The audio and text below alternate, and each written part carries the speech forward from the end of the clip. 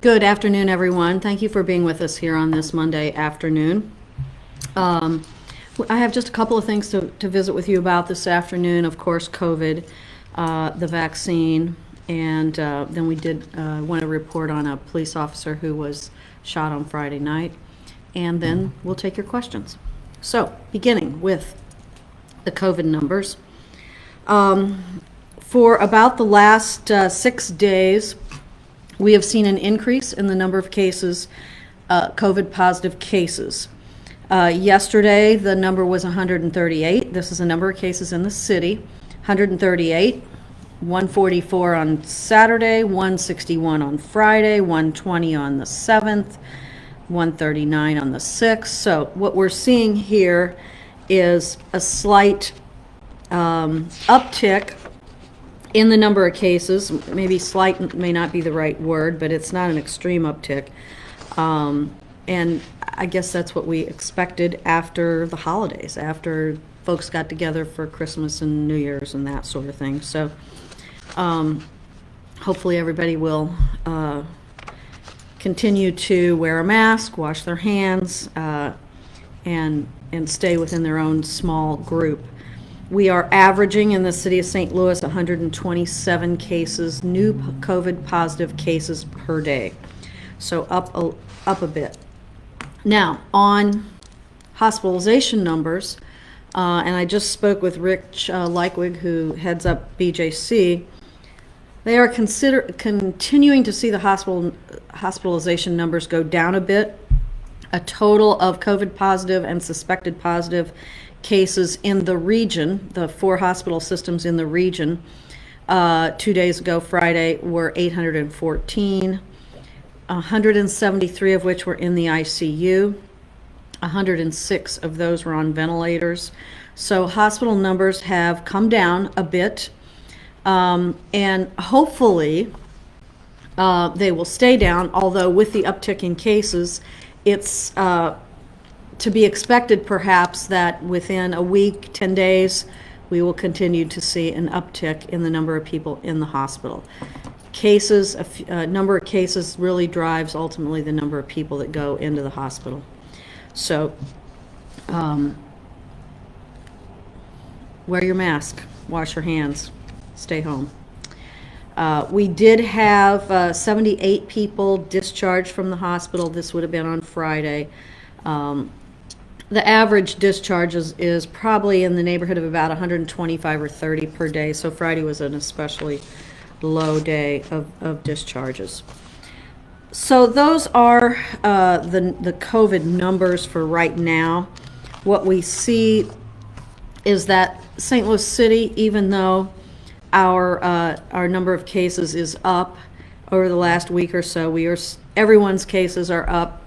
The state number of cases per 100,000 is up to 57.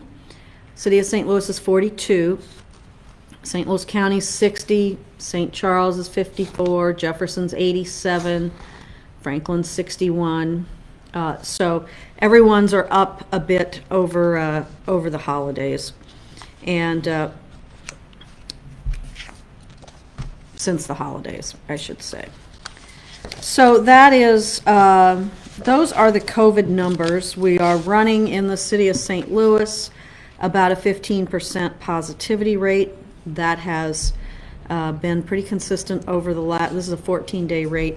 The date ended 1/10, so it's a pretty consistent rate. It's too high, of course, but we're all interested in the vaccine rollout. And of course, you know that the vaccine rollout has been slower than any of us wanted it to be. City of St. Louis actually does not have any of the vaccine yet. St. Louis County, I think, may have gotten about 1,000 doses. I talked with Steve Ellman in St. Charles this morning. They've received about 400 doses. We are all expecting more to come in the very near future. And some of it may end up coming through the hospital system. The hospital systems have invited all of their eligible folks to get the vaccine. They told me this morning that they are having about a 60% acceptance rate on the vaccine, and hopefully that is increasing as more and more people receive the vaccine and don't have an adverse impact, and that encourages, of course, then more people to go ahead and take the vaccine. We are working as we speak to figure out how to get the vaccine to our first responders.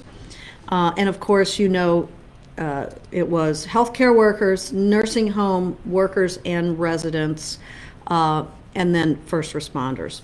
So we have not begun that vaccination yet, but we're working towards that.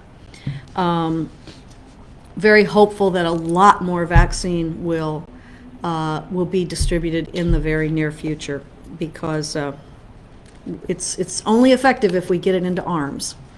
So that's the story on vaccines. And then the third thing I wanted to chat with you about a minute is that Friday evening, unfortunately, we had a young officer who did come under gunfire and was shot in the leg. He was released from the hospital yesterday. He will recover. Still a serious gunshot wound to the leg.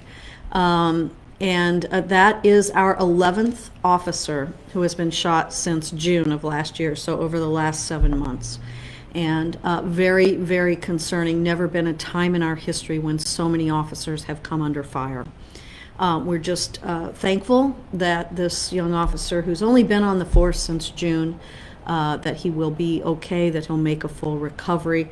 That doesn't diminish the fact that the officers are just out there doing their job. He was responding to a domestic situation and came under gunfire, just trying to do their job and respond to a call. So we, of course, wish the best for him and for all of our officers. This is just a very, very challenging time to be in law enforcement. So with that, I'll be happy to take your questions. Couple of questions. First question is from Janine, Mayor. When you talk about healthcare workers in the city, are you speaking about healthcare workers associated with hospitals or private? Because the city hasn't received them, but many healthcare workers are posting on Facebook that they have received it. Yes, so that's a really good question, Janine. So folks who are work for hospital systems, virtually all of them have received an invitation and have received their first dose if they decided to accept it, and are beginning to get second doses now in some cases. In addition to that, the hospital systems are going to begin to expand to, let's say, doctors' offices or folks with admitting privileges to their hospitals, and to other healthcare workers. So the first line was folks who work in patient-facing hospital employees, and then from there, folks that are still patient-facing but not actually in the hospital system. Have to get to everybody, and so that's where we are in that.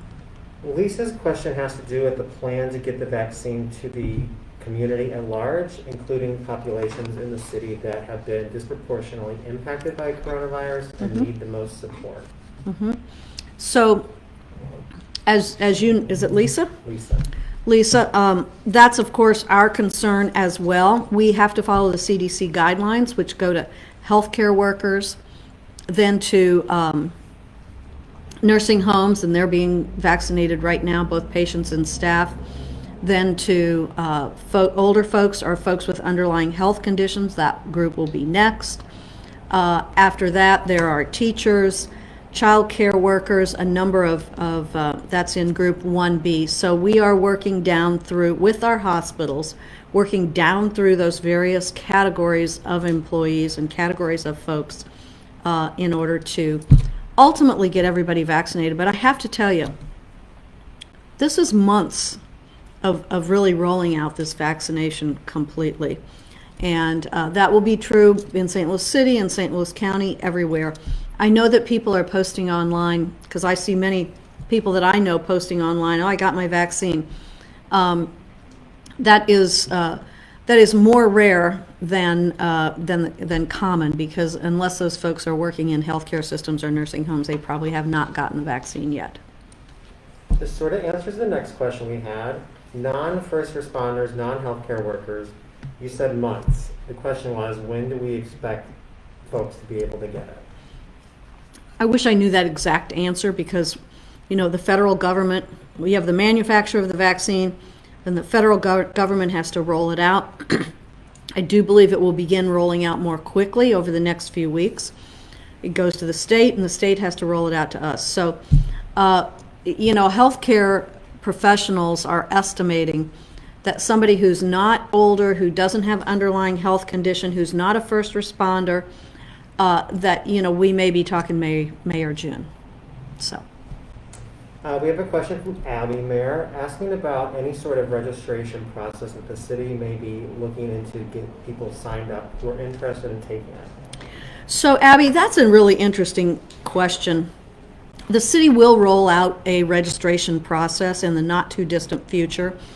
But the one thing that I don't want you to think is that just because we're rolling out a registration process that you're going to quickly get the vaccine. So the registration process we will roll out. I know some other counties have rolled it out already, but they have the same difficulties that we do in terms of getting the vaccine. I was on the phone with St. Charles County executive today, for example. Everybody wants more vaccines. So we will, over the next few days, likely roll out a registration process, but it still will be quite a while before the person who's not in 1A or 1B has the opportunity to get the vaccine. So Rob's question is about the vaccine. Do you know if businesses are going to be able to require their employees to have to get vaccinated in order to come back from quarantine? Well, that would be up to a private employer. That is not something that we are recommending. And you may have heard me say earlier that even in hospitals, you know, not everyone is accepting the vaccine. Now, I will tell you that when it's my turn to get the vaccine, I will definitely get it. That's still likely a ways off in my case. But I think that's up to a private employer. There won't be any government mandate that you have to get the vaccine. Russell is watching, Mayor. He's a 1B. And asks, what should he be looking out for, or how does he ensure that he doesn't miss any sort of notification that a vaccine is available, that we moved into new phases? Russell, I don't think you'll miss it because when we move from one phase to another, it will be all over the news, it will be all over social media, and when you get registered, you will also, let's say you're 65, I don't know your age, but if you're 65, you don't have other underlying health conditions, you're not a hospital worker, you're not a teacher, so when it gets to you, you will get a notification. I think this is the biggest news of the day, of the month, of this year, so I don't believe you're going to miss it. It'll be everywhere. So we have a couple of other questions still related to COVID. Lashana and a couple of other folks have asked about small businesses. In the new relief package passed in DC, will the city, or does the city anticipate having funding to retool their small business grant funds to offer more financial assistance potentially? Lashana, we believe that we will. We don't have any of those funds yet. We expect in the next few days to have a bill introduced at the Board of Aldermen. But some of the things that we know is that there is additional PPP money, payroll protection money that will be available through banks. There's a lot written about that. There is more assistance in this package for business.